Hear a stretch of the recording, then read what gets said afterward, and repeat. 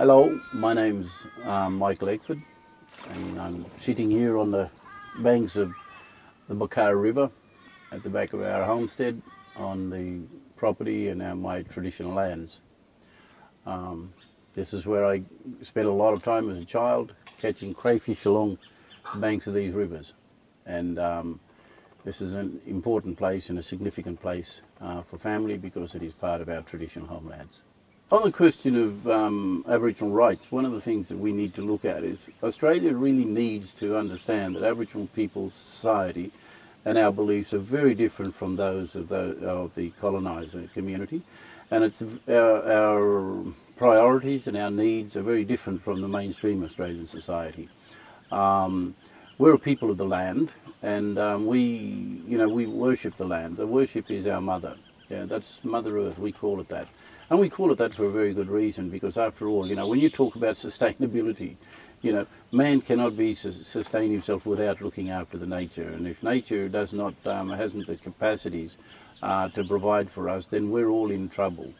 And that's one of our priorities. It's Mother Nature is us, and it's very difficult to explain to people who never have had to rely on the land or have had connections to the land like we do. Of course, a lot of farmers, the people who are in the third, fourth generation who have been on land, understand the need now to look after the land and to look after it in a manner that that doesn't sort of deride its wealth in terms of its what it can provide, and if you take all the nutrients out of the ground and overdo it, then you're going to have to spend a lot of money sort of trying to find replacements and understand how to work the land and manage the land.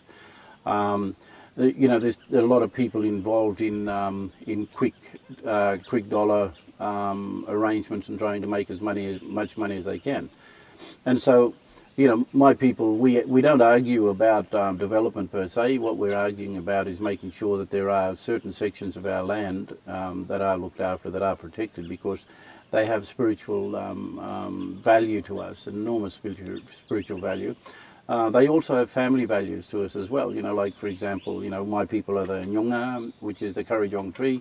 That's my what we call Mimi, and that's the ancestral spirit of my people, of my clan group. And so you cut down that Currajong tree, which is that Nyunga tree, we call it, then when you cut that tree down, you're cutting down and you're destroying and you're killing my apical ancestor. Now that's very difficult to understand for a lot of people, but it's our connection to that land through the creation, and we are part of that creation. And so that spiritual link that we have to that tree, which connects itself to the land. And if that tree can't grow because we've destroyed the land, well, then you're actually destroying me. So you're destroying a species, but you're also, destroying people as well at the same time. And I think that people need to understand this. But the only way they can understand that is if we make every effort to get more people out to understand the land and from an Aboriginal perspective. Because after all, we're all talking about these newfound words and, new cliches, of sustainability and, sustainability versus development, and how do we work that? We've had 60,000 years of experience of maintaining a sustainable society and populations and controlling populations where the land will support the population that lives on it. So yeah, you can take some experience from the way in which we've done that, and those rights that we ask for are no greater than the fact that that's our birthplace, that's our origin. We need to look after it. That's our mosque, that's our church, that's our our religion, our core of our religion, and I think we need to be a bit mindful of that. And it only takes a little bit of respect and a little bit of dialogue to sort those things out without going in there. Surely, a mountain or a river or an area probably the size of about 10 acres, 20 acres is not going to send the country into bankruptcy.